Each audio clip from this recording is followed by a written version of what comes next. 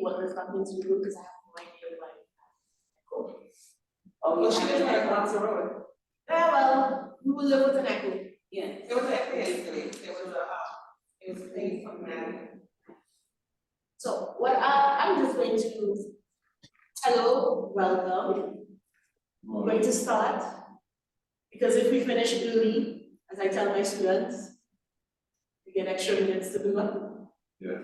Right? Oh, my grandmother used to say, the later I go, the sooner I can go back home. Yes.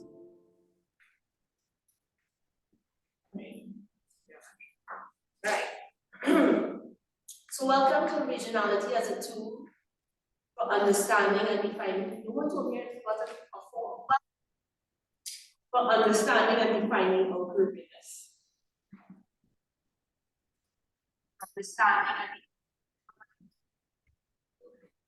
for understanding and defining our understanding. The trees. For understanding and yes.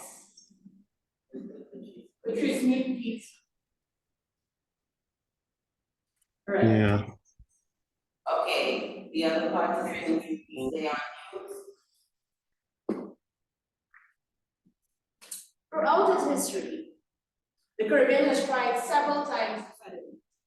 Before Columbus was rescued by the Taino people of Bahamas, the Caribbean archipelagos supported a vast network of Amerindian chiefdoms.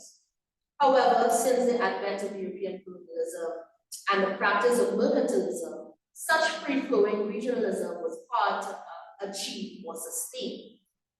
This panel seeks to highlight instances of regional consciousness in the Caribbean, both positive and the negative, to spark realistic conversations about how we might make regionalism work. So let me introduce us. You want the battery? Right? Dr. Kieran Francis, that's me. Assistant professor at the University of Trinidad and will start us off with the paper framing regionalism in the context of mercantile tensions and nationalist homogenization versus multicultural integration. Next, we'll have Dr. Joy Lewis, who's an assistant professor at Morgan State University, and she will follow with the paper, The Collective Virgin Islands Inter-Virgin Island Conference. And the third member of our panel, joining us by Zoom, to wrap things up, is Christian Joseph, who is the program coordinator for the Academy of Arts, Letters, Culture, and Public Affairs at UTT, and a PhD student also at UTT, with his paper, Caribbean Community Regionalism, A Tale of Division as Told in Calypso. So, both the positive and the negative. So my job is to hopefully provide some kind of framework for this kind of discussion. Okay.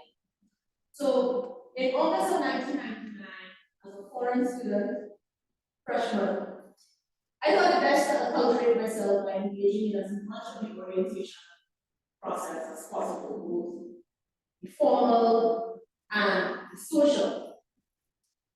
This is why on a warm summer night, I found myself standing in a big circle on the yard,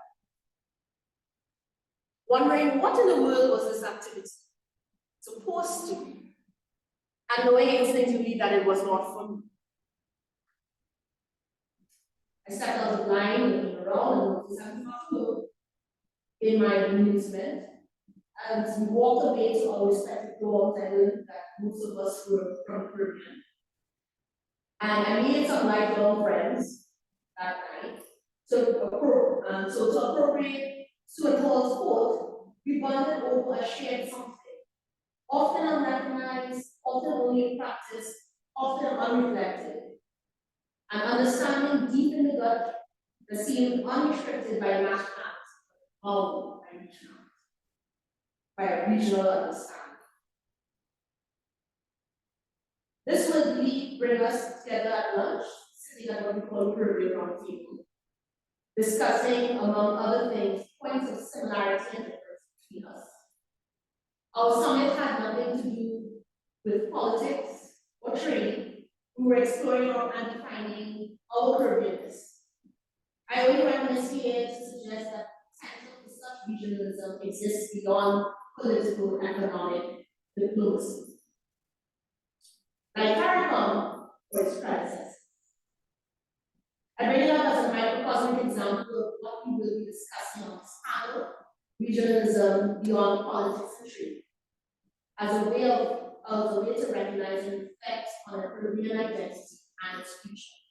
In short, as an anecdote of how regionalism, built on a multiculturalist platform, has the potential to counteract neo-colonialism embedded in the national project and guard against exploitative globalization.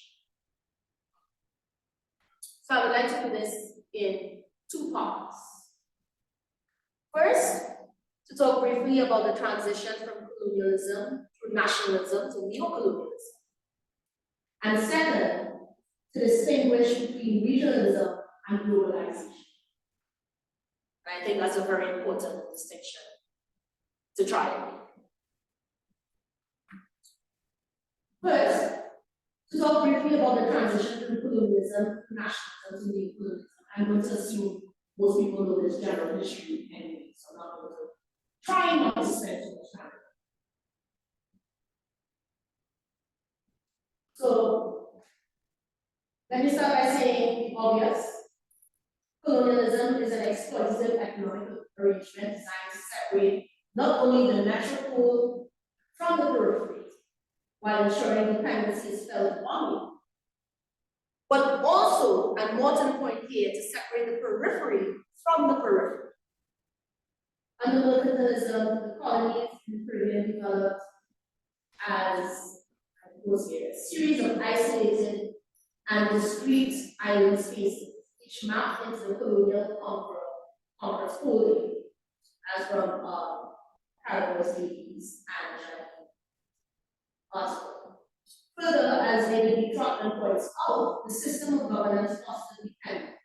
So citing Trinidad as an example, Trotman explains that the Crown Colony rule, which was unrepresented, encouraged and fostered a sense of irresponsibility, as well as tendencies to dependency on and a debt of gratitude to the British Crown, especially among the elites. Both the economic and political dependency underpinning the colonial project led towards what Wall notes as a distortion of living in a world culturally dependent and dominated from some center outside the place in neutral live. This dependency and displaced cultural or moral center made the nationalist project difficult, as Viranjini Munasingh, can't say that too fast, defines it, right? Classic nationalism, which is to say the impulse to homogenize and to create purity out of impurity. However, the Caribbean is a multi-ethnic, multicultural place. There is no singular monoculture antecedent to establish what is pure. As Paul states, while the project of nationalism requires something to which we can return, something solid, something fixed, something stabilized, there was no such singular solid ground because of the dislocations of conquest, of colonization and slavery, partly because of the colonial relationship itself. Instead, the nationalist project needed to create homogeneity. Munasingh makes the point that while nation building in Trinidad simultaneously incorporated both heterogeneous and homogeneous principles, it also may mask the homogenizing narratives of nationhood. And I know I'm using specific islands, but I want to expand it because we had very similar situations and experiences. For example, Eric Williams' exhortation, a nation like an individual can have only one mother. The only mother we recognize is Mother Trinidad and Tobago, and mother cannot discriminate between her children. Both highlights Trinidad's multi-ethnic demography and stresses the need for for homogeneous national identity. This attempt at homogenization and creating a new mother country reinscribes. I teach religion, so I hear constantly. Excuse me. This attempt at homogenizing and creating a new mother country reinscribes the insularity created by mercantile colonialism. According to Carol Davies and Monica Jardine, independence from European colonialism meant that each nation state could claim its individual nation state boundary against those of other smaller nation states and or still existing colonies. The idea of nationhood was bound to Western Europe or European concepts of nationality and culture. So in other words, rather than embrace of multiculturalism, we went with, like say, for example, German Anglo nationalism, one ethnic national identity. As Hall argues, in the early phases of those nationalist movements, so-called political independence from the colonial power occurred, but the cultural revolution of identity did not. Instead, the lessons learned during colonialism formed the basis for good governance, or, as Amy Césaire scathingly suggests, politics in the Caribbean hinges on the promise of governing as well as, and in the same manner as, the colonial masters. Boyce Davies and Jardine note that the movement from colony to nation maintained colonial statuses, racial attitudes, and unfulfilled national identities that continue to bind each Caribbean elitist metropolitan dominant, which further emphasizes Paul's concern that the Caribbean identity revolution has not fully manifested. Silas Canigio and Alexis Persinger assert that in the wake of independence movements, the construction of a national, of an independent cultural identity was instead derailed by the erosion of the decolonization process, which had in turn given birth to new colonialism. While focused on Francophone Africa, the idea holds true to post-colonial states in the Caribbean, conditioned to seek first world trading partners rather than trade with its neighbors. Post-colonial states conditioned to believe that foreign is better. So this leaves the region vulnerable to US imperialism as a neo-colonial state, a state that since the end of direct colonization had functioned as an intermediary between the former colonial powers and people. And as Boyce Davies and Jordan articulate, that since World War I, the European colonial system has joined forces with the colonial interests of the United States, thus making it possible for post-colonial emergencies to remain firmly rooted in a colonial field of military, economic, and social relations controlled by the United States. In light of this, we in the Caribbean, we have a choice to make. Do we move our focus from one metropole to the other? Or do we engage in that difficult, seemingly impossible task of continuing decolonization at a cultural level? How do we negotiate the tensions between the homogenizing thrust of nationalism and the reality of a multicultural and diverse region? This is not an issue we can solve in this panel presentation. This is not an issue we can solve without years upon years upon years of collaboration and continuous work. But maybe we can frame the conversation. So the first frame is to distinguish between globalization and regionalism. Comedrio and Persinger claim that globalization implies a saturation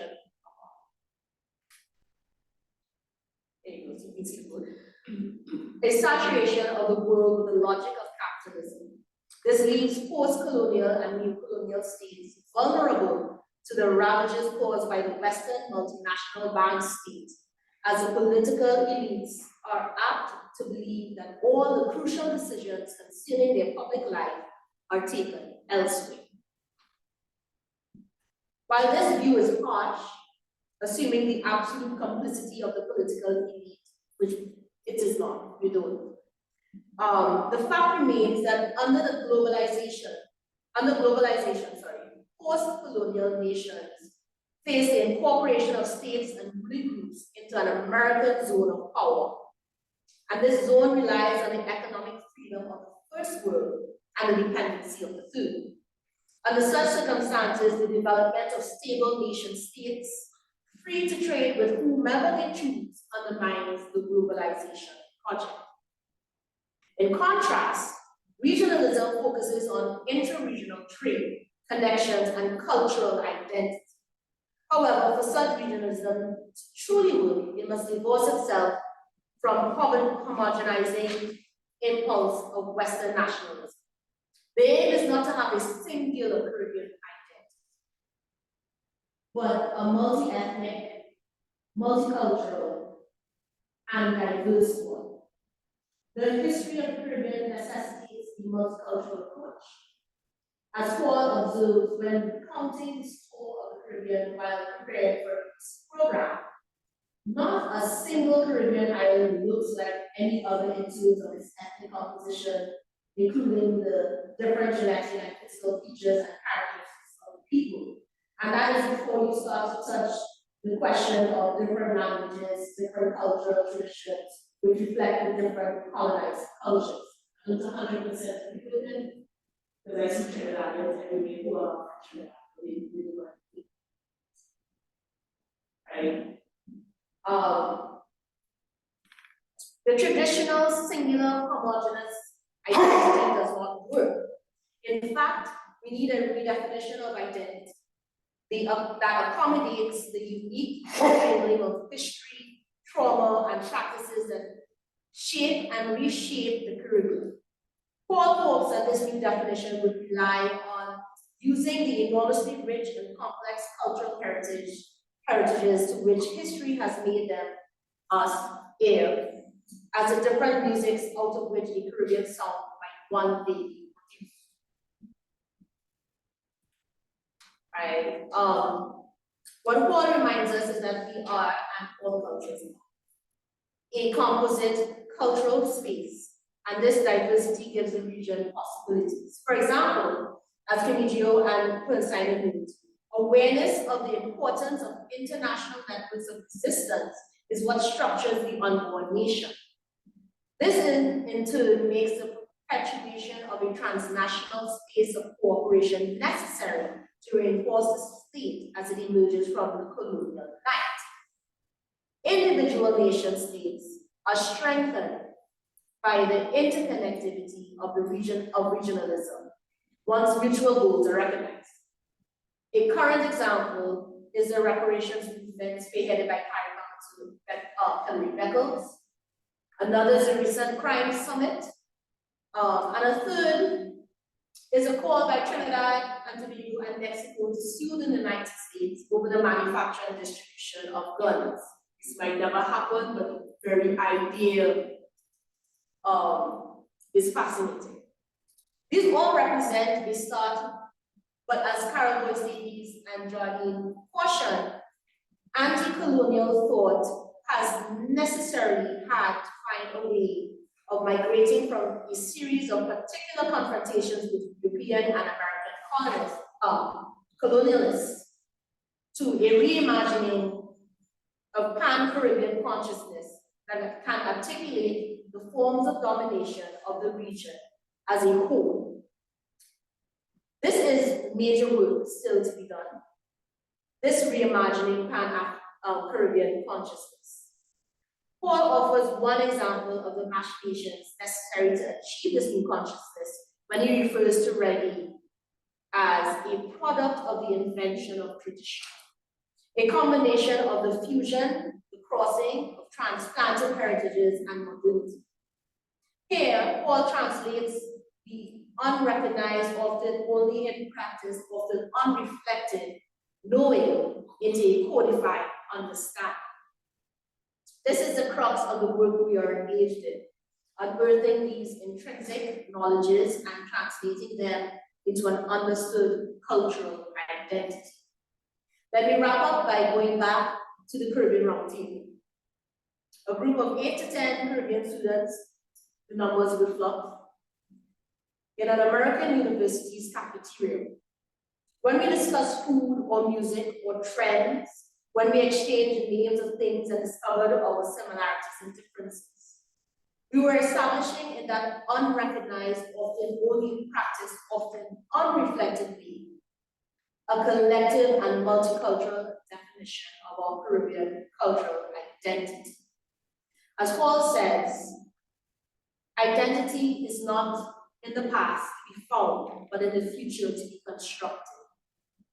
And that, I think, is what we're doing. I hope this helped to frame a little bit the discussion that we're about to have. And I'm going to turn you over to my colleagues to flesh out with their examples of what regionalism might look like and what are the negatives holding us back. So I'm going to turn you over now to my colleague Joy, if you want to say that, I just speak through. So today I am going to talk about the collective Virgin Islands. This conference is being held in St. Croix, Virgin Islands of the United States. But many people, when they think Virgin Islands, they don't also always realize that there are two. So there are two Virgin Islands, one belonging to the United Kingdom, one belonging to the United States.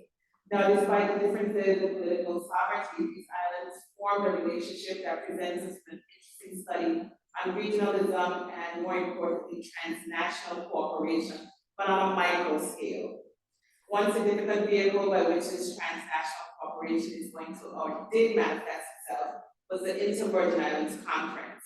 The conference sought to foster closer ties and address common challenges among the Virgin Islands, and it provided a platform for dialogue, cooperation, and the sharing of ideas. Now, we're going to first begin by looking at the relationship itself between the two territories. For clarity, I will refer to the British Islands as the Virgin Islands because that is its legal name. However, it's often referred to as the British Virgin Islands or the BVI. So it becomes very difficult when you look at the archives because depending on the originating source, you're going to see some referring to the Virgin Islands, and you're going to see British Virgin Islands appearing in the documents. So the legal name of that group of islands, the British Islands, is the Virgin Islands. And this group of islands, the former Danish West Indies, would become the Virgin Islands of the United States, the US Virgin Islands, USVI, the term. So just to try to distinguish them into the terms that I use. So over several centuries, the Virgin Islands and the Danish West Indies, now US Virgin Islands, developed a relationship that affected the economic, social, cultural, and political development of both. Interactions began from their very settlement. In times of crisis, one could be counted on to give assistance to the other. Commodities were frequently purchased or exchanged between the two. In this relationship, the Danes established themselves as the suppliers and the British as the consumers, except when it came to fresh produce, in which case the roads were usually at that time worse. In the 19th century, the decline of the sugar industry led the resident whites of the British Islands to abandon the colony.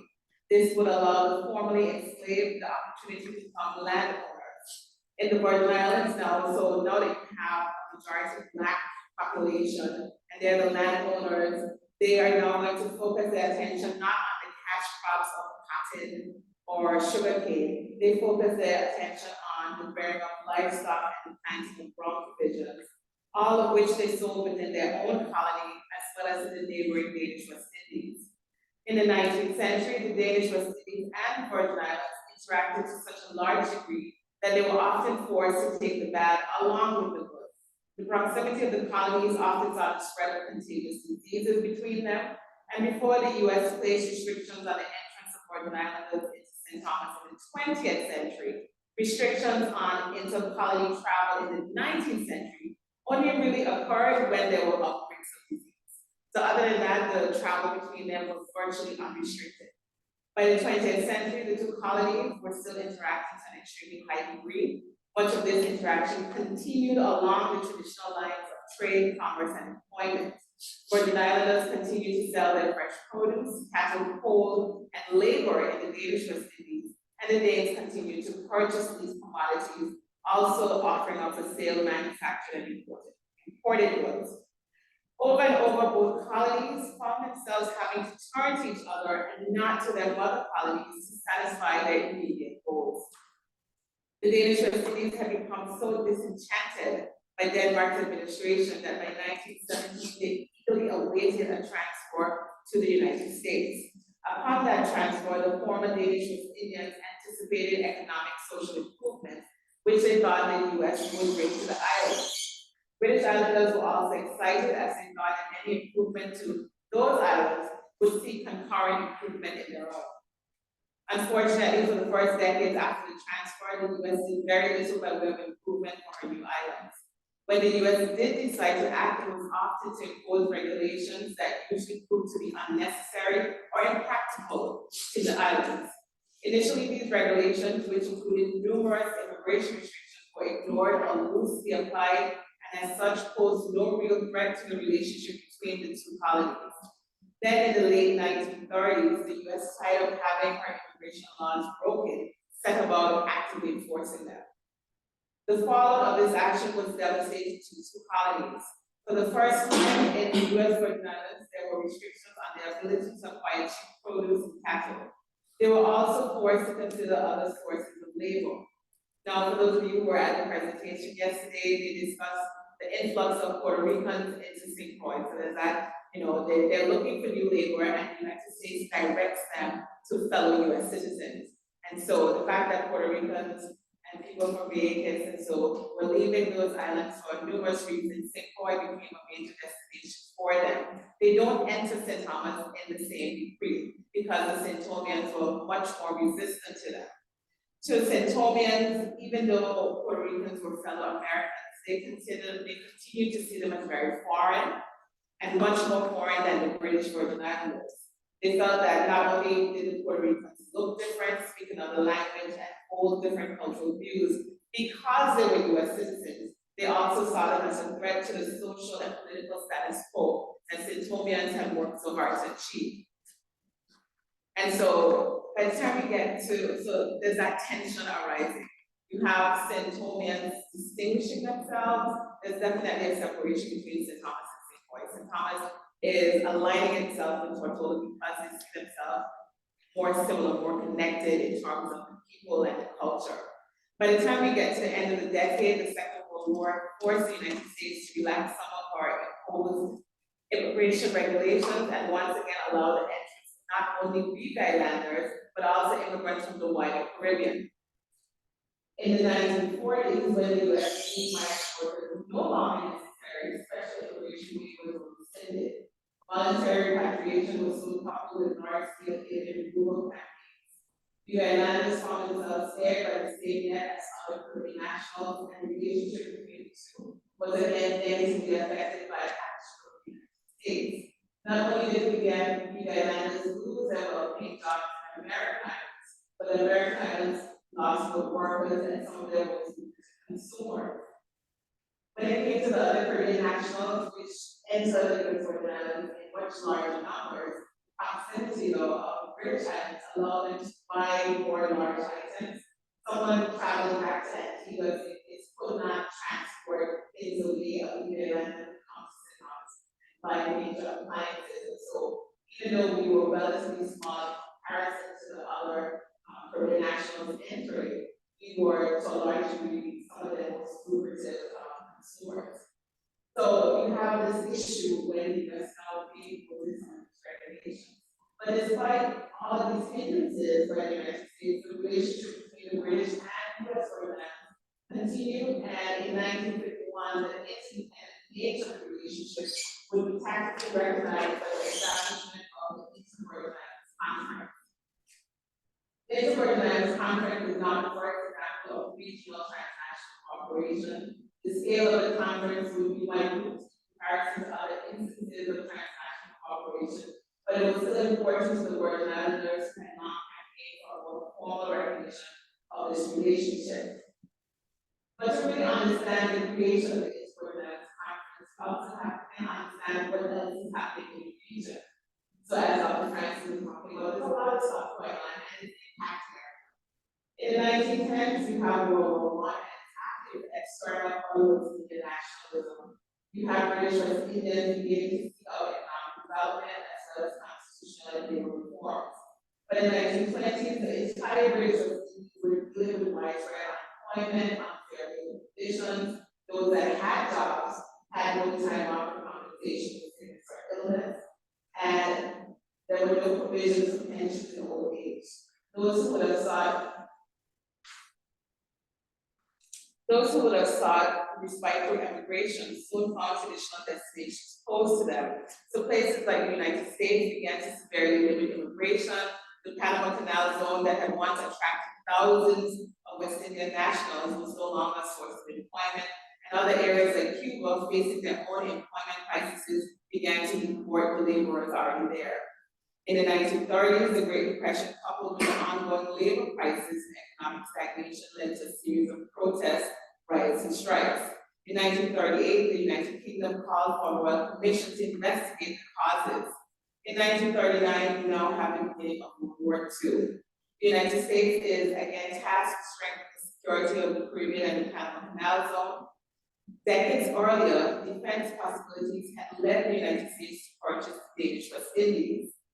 The new American possession did not end up playing a significant role in World War I as people had assumed it would, but that defense potential had remained. So now we have World War II, and you have the United States looking at security. So of course, their possession in the United States is going to play a role, but other things surrounding World War II is also going to lead to transnational cooperation, this time on a macro level between the United States and the United Kingdom. They came together because they had a mutual German problem to solve.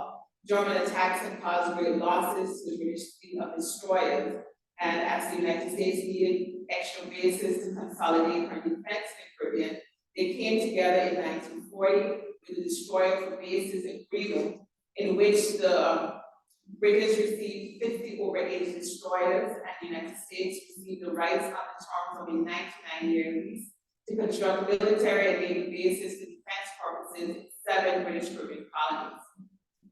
According to Frank Stockdale, the construction of these bases offered employment to large numbers of West Indian workers. Consequently, a large number of British and United States citizens and the Caribbean itself became, quote, the laboratory of an experiment in international cooperation. Cooperation in the Caribbean would, of course, extend beyond those destroyers and military bases. Despite the raging war, both nations realized that they had to address problems that faced the Caribbean. The Moore Report, which the British had commissioned back in 1938, had highlighted problems related to a lack of economic investment, poor wages, and the people's desire for political independence. What also was highlighted was the large degree to which insularity had contributed to these problems. One proposed solution to some of these issues was the creation of the Anglo-American Caribbean Commission. On March 9, 1942, the governments of the United States and the United Kingdom announced the formation of the Anglo-American Caribbean Commission. According to the joint communique, it was created for the purpose of encouraging and strengthening social and economic cooperation between the United States of America and its possessions and bases in the area known geographically and politically as Caribbean, and the United Kingdom and the British colonies in the same area, and to avoid unnecessary duplication of fields of research in these fields. The commission was primarily concerned with matters pertaining to labor, agriculture, housing, health, education, social welfare, finance, economics, and related subjects. In 1945, the governments of the Netherlands and France joined the commission, and the organization was subsequently renamed the Caribbean Commission. The first meeting of this new four-nation organization was held in 1946 in St. Thomas, U.S. Virgin Islands.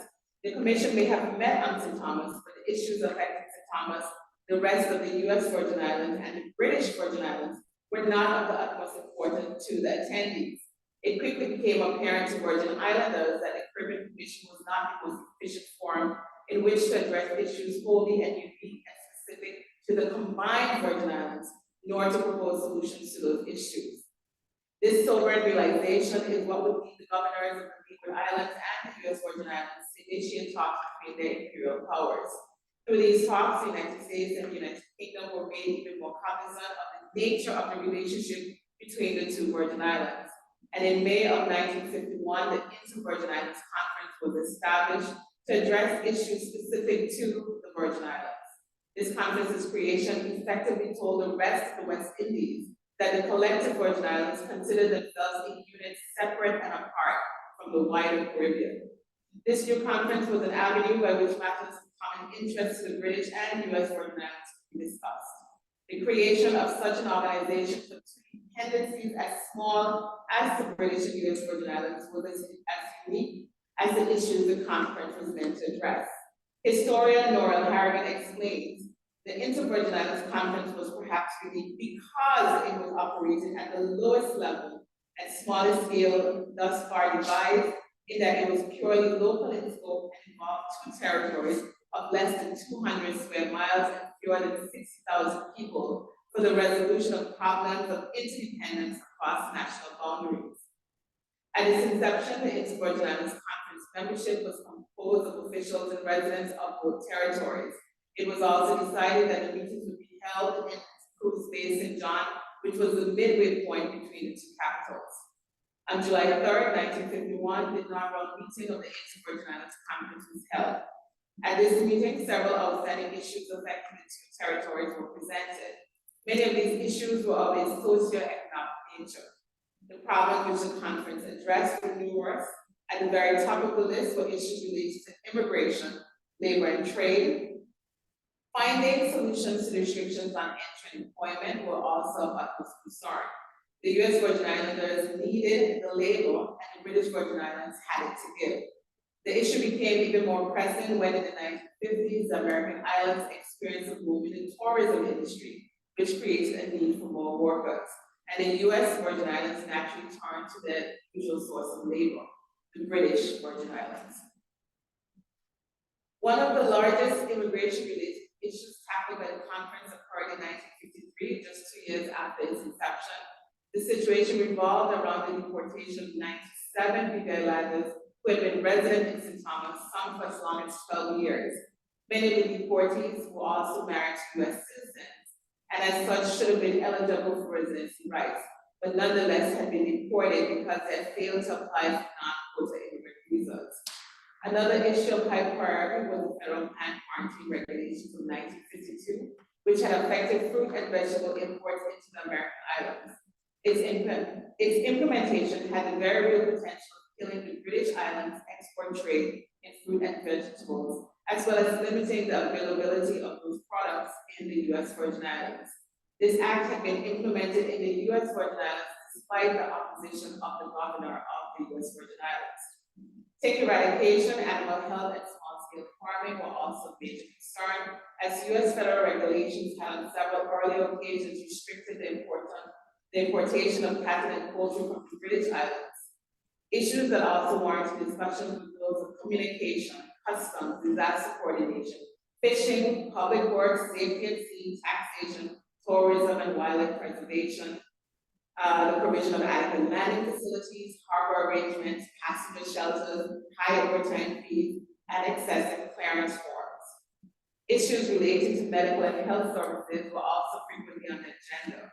The conference discussed the issues of communicable diseases, the strain immigrants pose on medical facilities on St. Thomas, and the eradication of the Aedes aegypti mosquito. In 1959, the mosquito issue was addressed in the Joint Mosquito Control Program.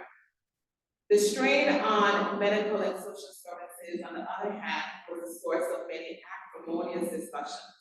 The U.S. Virgin Islands felt that Big Islanders were responsible for a significant percentage of the hospital's maternity, surgical, and venereal disease cases. They attributed a quarter of the hospital admissions and 30% of the maternity cases to Big Islanders. That many of the medical services received by them were never paid work and were instead subsidized by the government was another source of discontent. The birthing of quote-unquote British babies in the American islands often led to another problem, the issue of child welfare and social services for abandoned children. The social services were often taxed for providing for the American-born children left in the territory after their parents' departure, often involuntarily. On the British side, there was also a problem with children who were residing in those islands but not receiving any support from their American fathers over in the U.S. Virgin Islands. During its existence, the conference had the ability to be an important problem-solving medium. There were situations which were resolved swiftly and satisfactory for all involved. There were cases which required major compromise in which neither party got exactly what it requested. There were even situations that found solutions on a local level, but did not ultimately find favor with or approval from one or other government. Immigration was one issue that was often difficult to find appropriate solutions.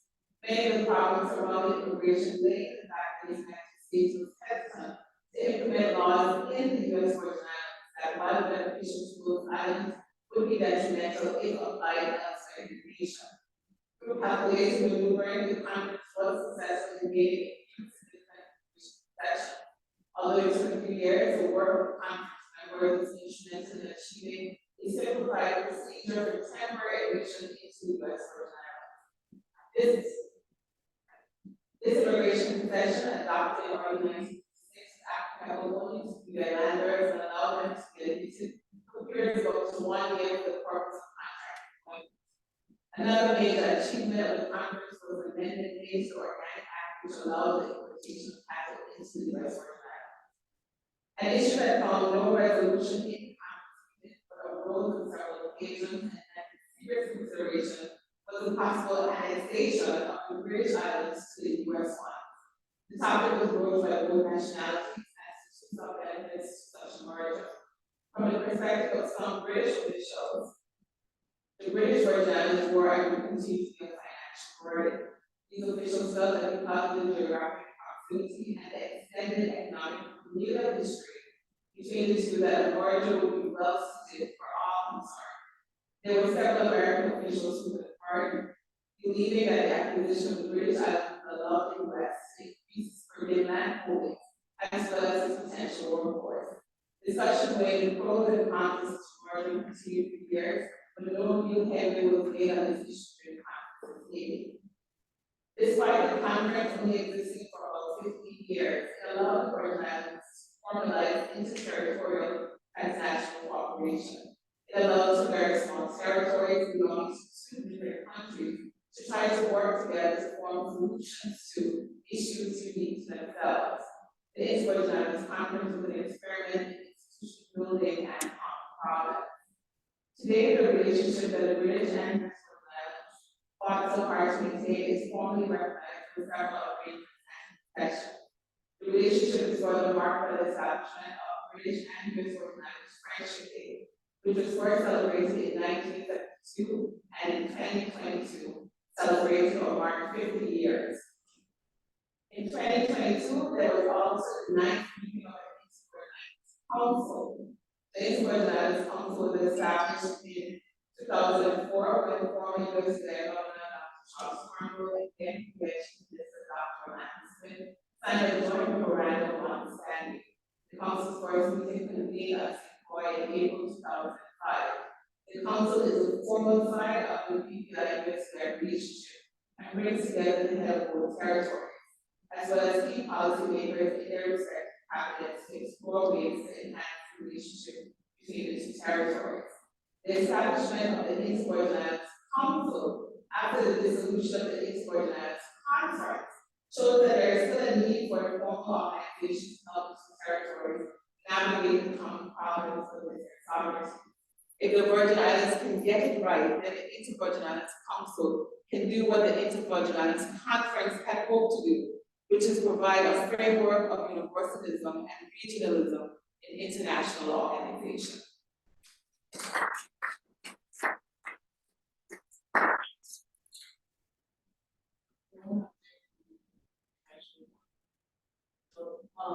To over next to Christopher Joseph, and his paper Caribbean Community Region from detailed division of tool with minutes.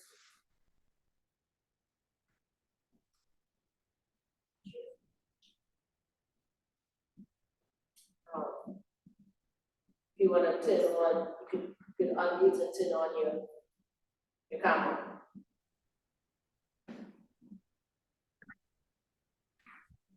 Good morning, everyone. Greetings. Wash it.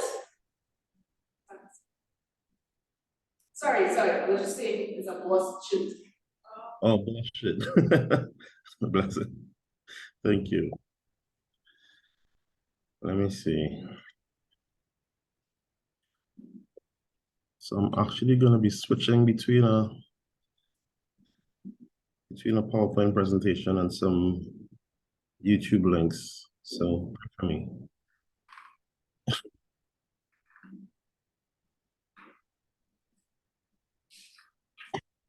Ready? Yep. Share.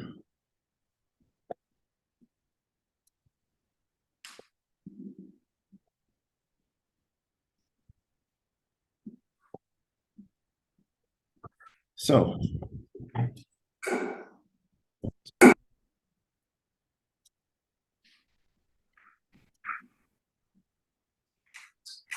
see my screen. Yes. Good. Great. So a very slight change to the title of the paper.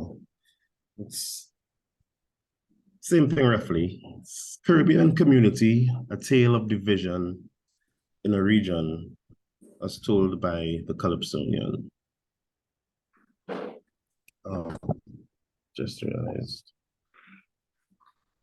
Want me to stop share for half a second, please.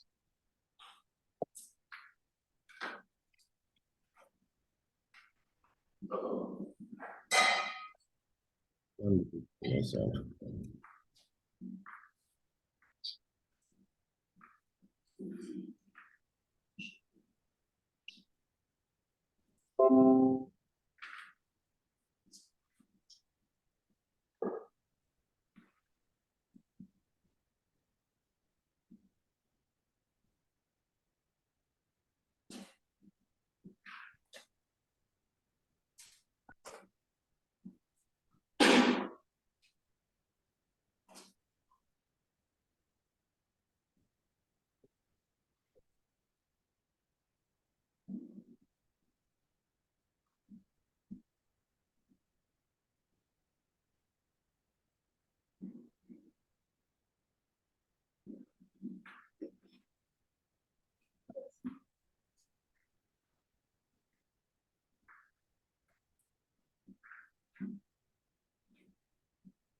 Okay, back with you.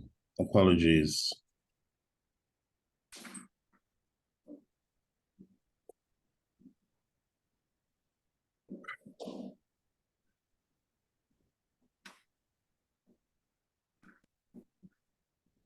Seeing me?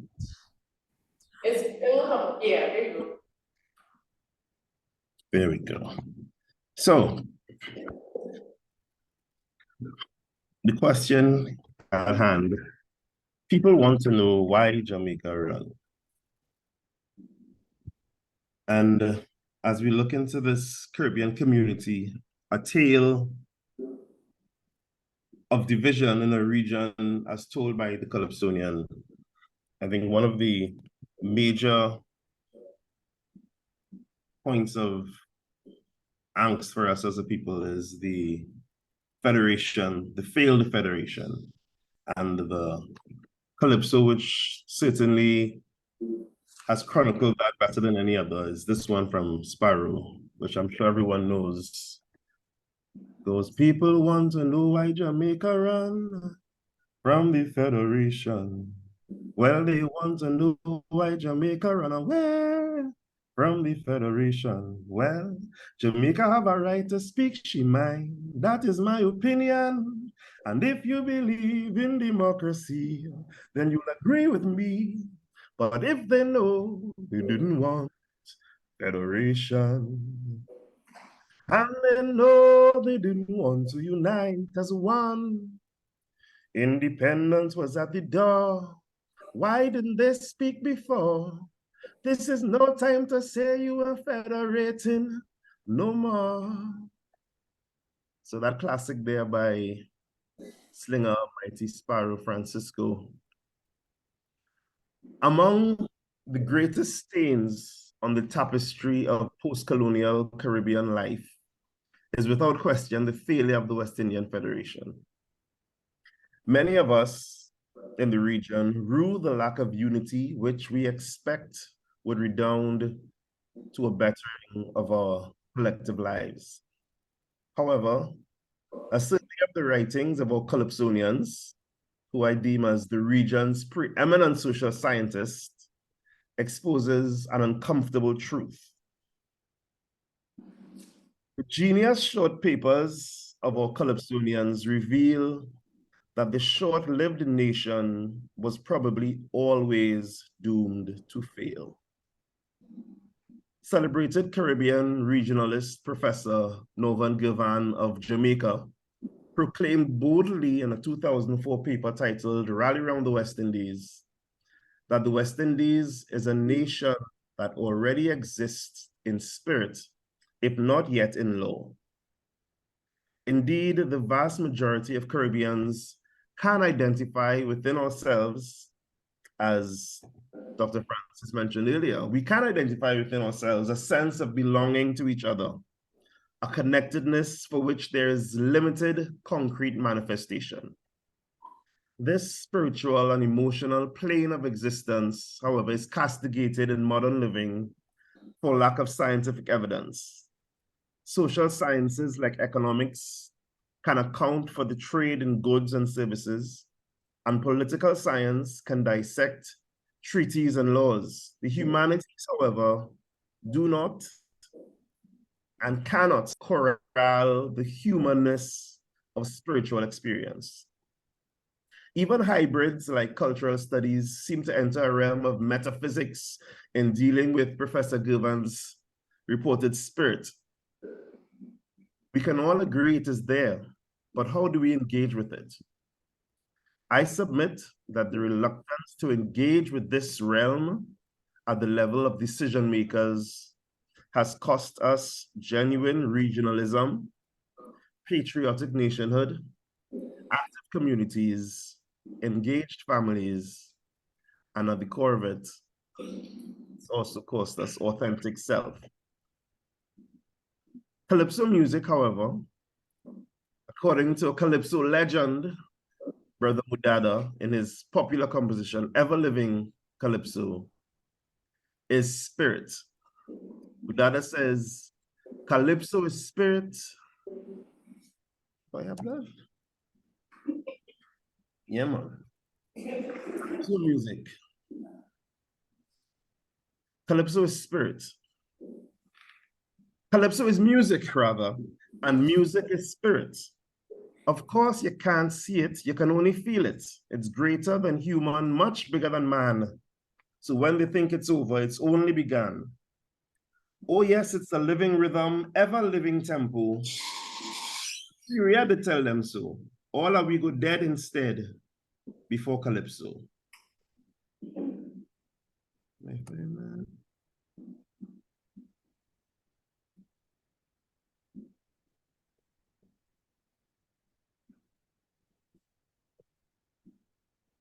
No, I don't. I hope you don't mind. I want to have a listening party.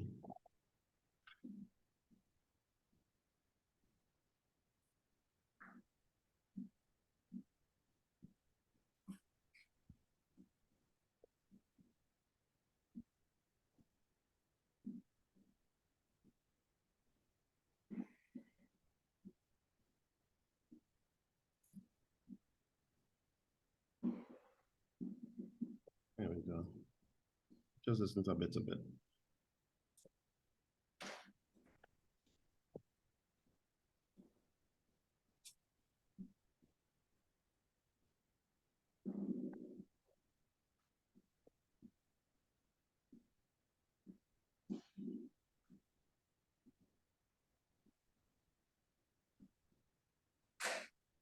Is it playing now?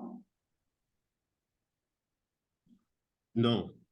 Okay. Are you seeing it on the screen now? No. No, we're seeing a presentation. Okay. We're about to share your full desktop. Let me come back.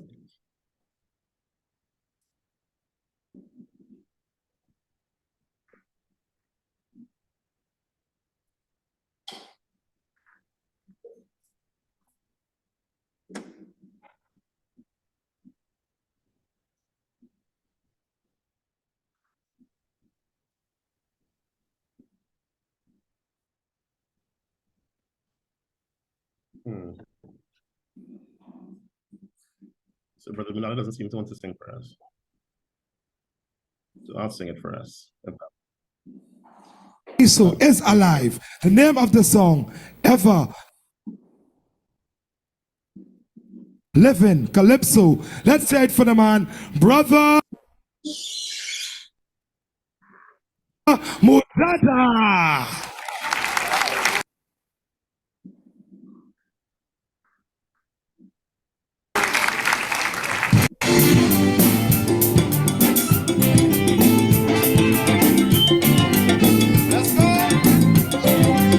Let's go. Good evening, Madam Minister. Go, man. For the longest while I hear the saying Calypso dying. Since I was a child, I hear Calypso dying. And they saying it proud, very clear and loud. But ask them, my friend, what wrong Calypso has done them? To the contrary, Calypso was always good to this country. First of all, it is spirit, universal and cultural. Not just the wine for carnival, no. Calypso is music, and music is spirit. Of course, you can't see it, you could only feel it.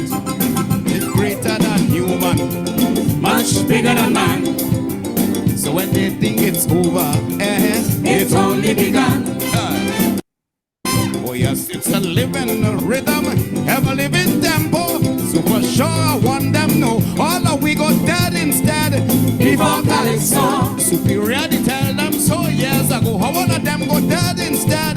Before Calypso, say, Calypso is music, music, spirit. Of course you can't see it, you can't see it. You could only, you gotta feel it. Go. Aye. Oh yeah, yeah, yeah, yeah, yeah, yeah. Aye. Live long. Aye, aye, aye, aye.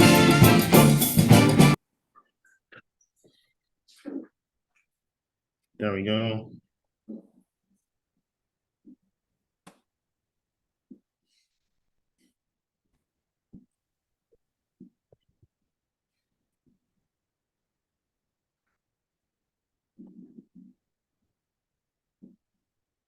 Don't know how well that worked. Did it work well at all? There's a little delay on our side, so Okay. keep going. Maybe We will see the presentation eventually, so just keep going.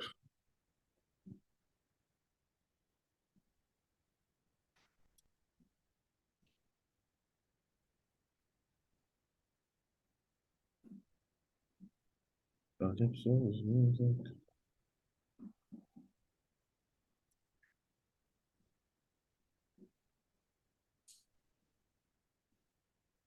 Yeah, right now we're seeing you in Google.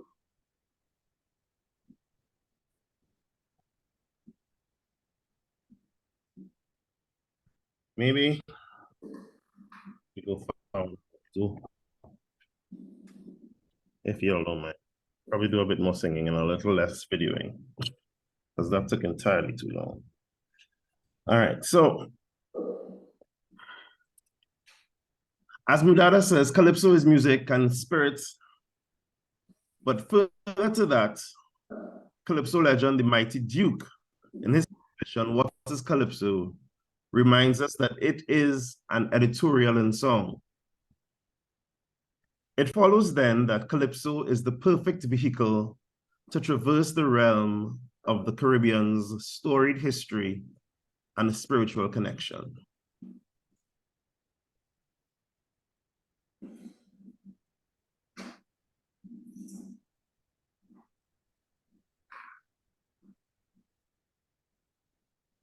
Sorry, but no federation again. Back to sparring. Sorry, but no federation again. I think it's a big shame. After so much efforts and energy put by everybody, right now it's only a memory. We failed miserably. Some say we shouldn't have parted, but it's Jamaica who started.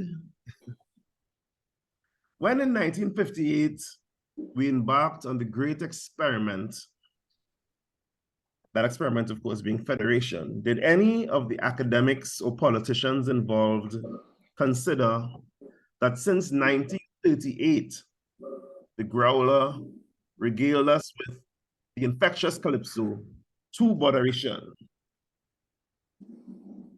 Not many people are familiar with this one. It's 1938 growler.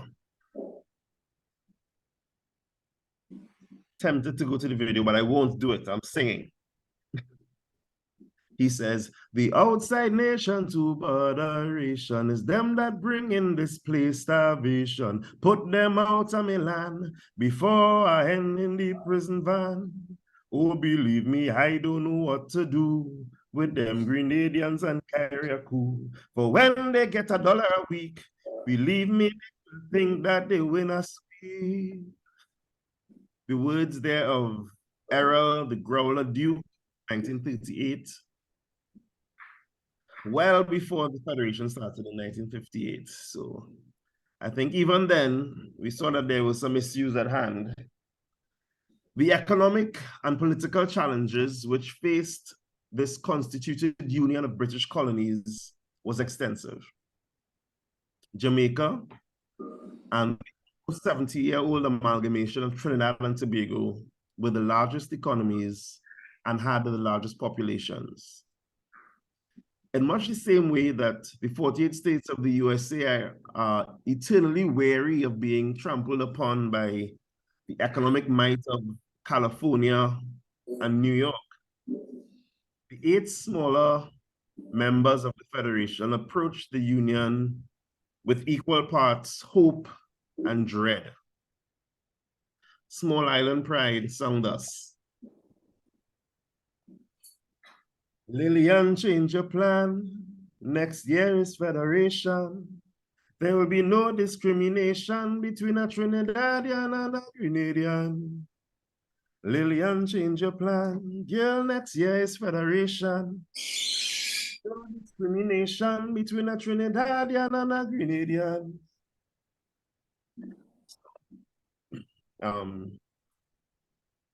In this calypso, Small Island Pride, himself a Grenadian, and a Grenadian who had been living in Trinidad for many years with a very successful calypso career, telling us a story about a Grenadian woman whose neighbors had been giving her a hard time. And with the Federation a year away, she had this opportunity to say to them, you know, things are about to change. Federation is here, or is upon us. So there existed then a reasonable expectation of equality for all in the Union. The very important distinction of equity, however, proved a challenge for the young nation. The balance of power had no counterweight for the political and economic might of the 2 larger members. So when they both objected to free movement of persons within the Union, Lillian's new plan of no discrimination did not quite materialize the way it was imagined. Indisputably, all were treated equally under the law, but circumstances required equity in order for the equal opportunity under the law to be truly meaningful. Surely, a single nation must allow for all citizens to seek out opportunity wherever it may be across the nation. Surely, the response to migration should be to create opportunity everywhere, not to create borders within the single nation. As always, the Calypsonian knew and reported the reality of the situation. Some are more equal than others. Taking Lord Blakey's 1962, set them back.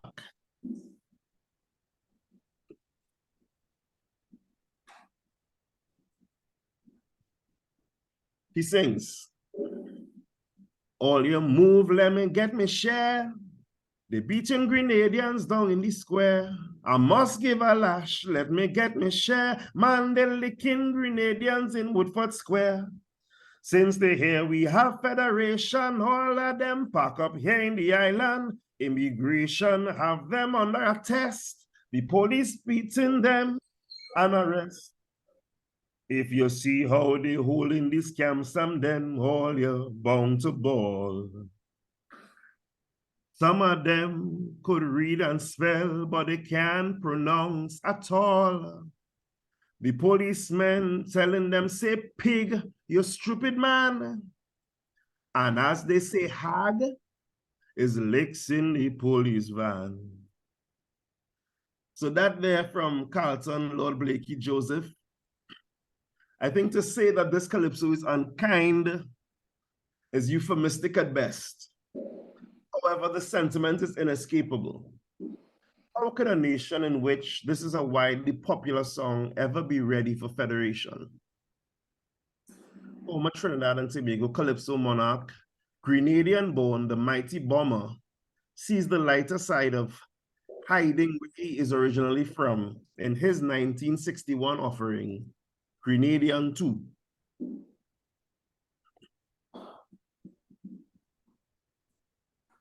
Bomber sings, you're talking about timing? Yesterday, Bomber was liming. Yes, that was proper timing. Yesterday, Bomber was liming. I bounce up a fat Grenadian crab, looking young and sexy.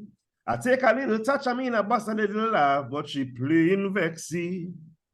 I said, darling, why you so hard on me? You're taking long to agree. I go make the damn immigration. Send you back, you blasted Grenadian. She responds, me ain't going nowhere with you, mister. I come down to stay with my sister. Do what you want to do, but I know it's a blasted Grenadian too. So by the end of the calypso, Bomber is begging the potential suitor to go quietly so that his own Grenadian birth can remain a tightly guarded secret. By the end of his life in January 2022, Bomber is celebrated as a Trinbagonian hero with various ministers of government, ministers of the cloth, and even a former president of the Republic present to pay final respects. This is evidence that the insularity which plagues the region can be overcome. The trip up the mountain, however, is not an easy one. St. Lucian Nobel laureate Sir Derek Walcott learned this via a severe tongue lashing at the hands of Trinidad and Tobago's first bi-local calypso competition winner, the Mighty Unknown. Having lived in Trinidad for many years and establishing the greatly celebrated Trinidad Theatre Workshop, from which he produced many of his masterpieces, Sir Walcott mistakenly believed he could comment freely on the goings-on in his adopted homeland. Here's talk calypso master Llewellyn Shortpants McIntosh reciting Mighty Unknown's response entitled Avex.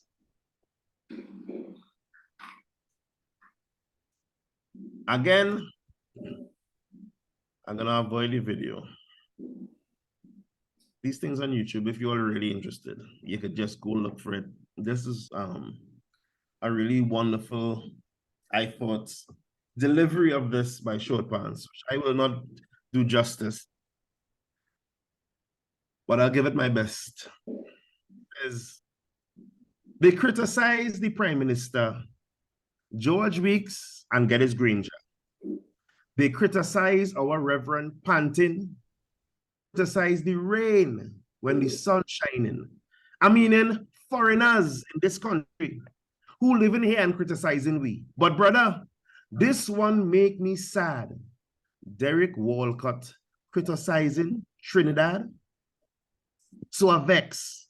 I'm more than vex. Derek Walcott said Trinidad is carnival and sex. a vex, a trembling vex. Derek suffering from one big complex. Derek, go to St. Lucia to see all kind of vice and sexology. Man married in man and it's still la li la. And Derek wouldn't say a thing about St. Lucia. Lest you think, boy, them trees really don't like nobody. Allow me to break briefly from our Calypso listening party for a short history lesson to strengthen my earlier argument that the smaller islands viewed federation with equal parts trepidation and hope. So for this one, I am going to try. Let me get to the bottom of the screen here. While you're looking for it, let me just say we did start late, so we are running a little late. So I understand if you can't indulge us, but I'm gonna try not to finish this presentation. Maybe we'll have time before the next session for questions, okay? So apologies. Lord Crystal.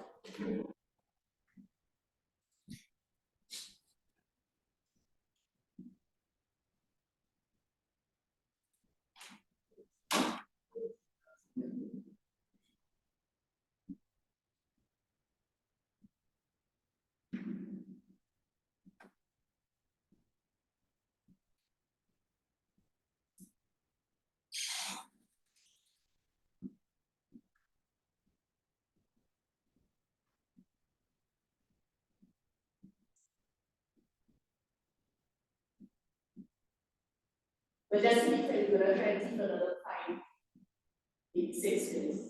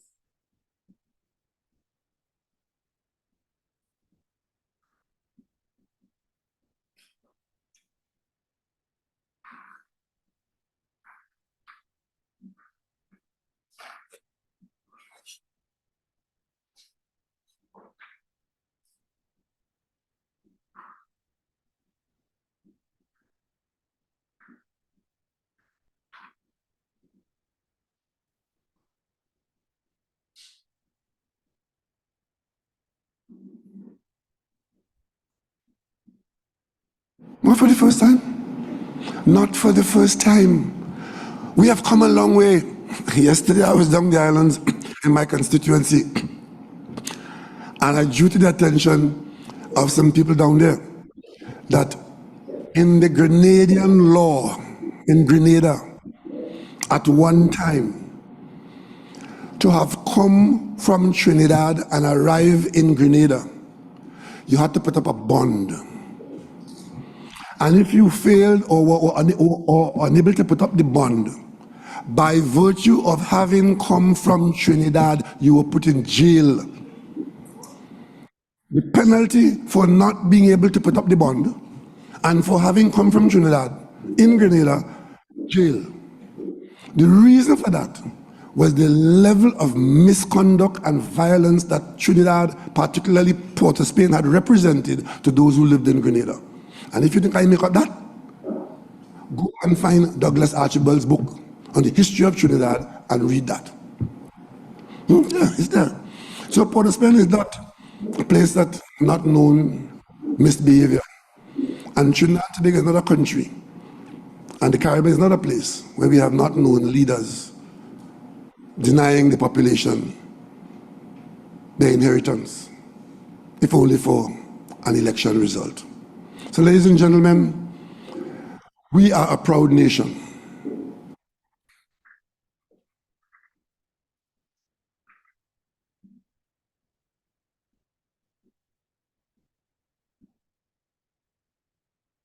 You're muted.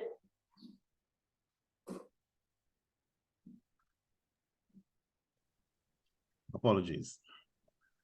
Yeah, so just to reiterate, the reason I played that was just to give, to strengthen the earlier argument that the smaller islands also viewed federation with some equal parts of trepidation and hope. Back to Kaiso, but forward in time. In 2003, Devon Seal delivered his Calypso, Lost at Sea. I won't go back to the PowerPoint. I trust that you can follow me as I sing just a few parts of that song.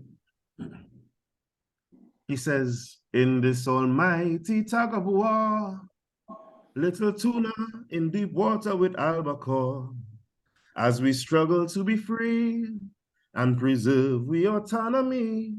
Selwyn Ryan could see, Nettleford would agree, CLR said so clearly, we still lost at sea. In this almighty tug of war, like a wounded bull in front the first world matador, fenced by boundaries we don't see, entertained and patronized, fenced in by boundaries we don't set, entertained and patronized to death, colonies without clout, dialogue gone south, France and London turned the key, we still lost at sea.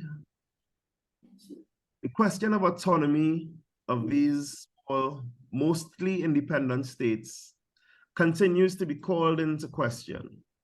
The Federation of 1958 to 1962, some might say, was formed in shackles, with Britain having veto power over decisions of the local federal government and with the revenues of the federal government being significantly smaller than the revenues of both Jamaica and Trinidad and Tobago. The Grantley-Adams-led federation was in trouble long before it started in a Dominican discussion in 1932. The hope and vision of the Union was well articulated in this 1932 Calypso written by Attila the Hun. Note the limits placed even on the dream of a new autonomous future. Attila wrote, and this is an interesting tidbit. I actually got the words of this song from Professor Relais's Calypso and Society. This Calypso competition, the Calypsonians were not required to sing. So I have no idea what the melody was. He had to write the song and send the lyrics in. So it goes, the Dominion of Canada, India, Australia, and South Africa have all governments of their own that pay allegiance to the throne. If such a high standard they can maintain, why can't West Indians do the same? So let's join in unity for political liberty. So West Indians, we must hope and pray that soon will dawn that glorious day when federation will set us free from the shackles of Crown Colony, when we'll be able to establish without question more exhibitions and compulsory education. So join unitedly and work for our liberty. I return now, to draw to a close, I return to the words of Professor Norman Gilvan, that the West Indies is a nation that already exists in spirit, if not yet in law. And of course, to understanding that by and large, we all feel this connection and yearn at some level for our individual spirits to commune. The Calypsonian has also expertly drawn our attention to this reality in countless calypsos. Take, for instance, Professor Hollis Chalkdust Liverpool's admonition in this classic Sea, Water, and Sand. Well, every Caribbean leader making style on one another, everyone trying to protect their dollar, especially since Guyana have no foreign exchange, sir, and big Jamaica devalue she dollar. Well, countries who are more wealthy, bawling out kiki, and making style on Guyanese and Jamaican money. They can't see in the Caribbean unless there's cooperation. all of them on the same road to destruction. It's time Barbadians understand. You can't sit back and laugh at Jamaicans, cause without them tourist boat from Clinton and Reagan, sweet Barbados heading for starvation. The day you ain't get bail from Washington, well, crap will smoke your pipe down in Bridgeton. It's time that you and Eugenia Charles understand that all you have is just seawater and sand.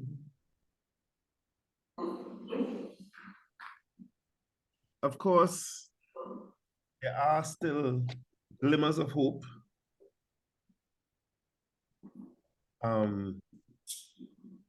We continue to recognize the CARICOM as something important, as something that we should work towards ensuring has a future, a bright future. And who knows where that will lead? But here we are now. Was a leader in the creation of CARIFTA and CARICOM. Our former Prime Minister, Dr. Eric Williams, was a leader in the creation of CARIFTA and CARICOM. On the 3rd of July, it will be 50 years since the leadership of this region, post the collapse of the Federation, created CARICOM. All our children know CARICOM as their regional entity. 50 years. This year, Dominica should have been in the chair, and Dominica is in the chair. But with the cooperation of the government of Dominica and my CARICOM colleagues, they raised and supported the idea that so significant is that development. 50 years as a CARICOM, and Trinidad and Tobago and Chaguaramas being so central in its coming into being, that Trinidad and Tobago should be allowed the honor of hosting the event, even though Dominica will be the chair.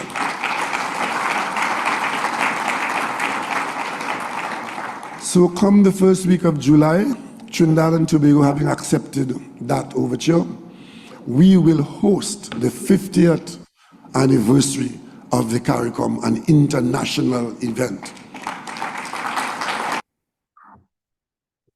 So we've come to the end. I want to say to you in closing that it's interesting to me that before the CARIFTA and before CARICOM, when the first talks for federation started, they started in 1932 in Dominica. But here we are celebrating the unity of the Caribbean, and Dominica as the chair has ceded the hosting of this event to Trinidad and Tobago. So again, I'm wondering how far we've actually gotten. I thank you for your attention, and I hope that you enjoy the rest of the day and the rest of the seminar.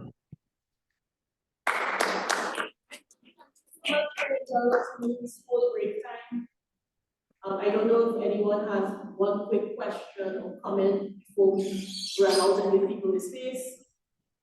So, yeah? No? Okay. And so thank you so much. Enjoy the rest of the day. Apologies for taking.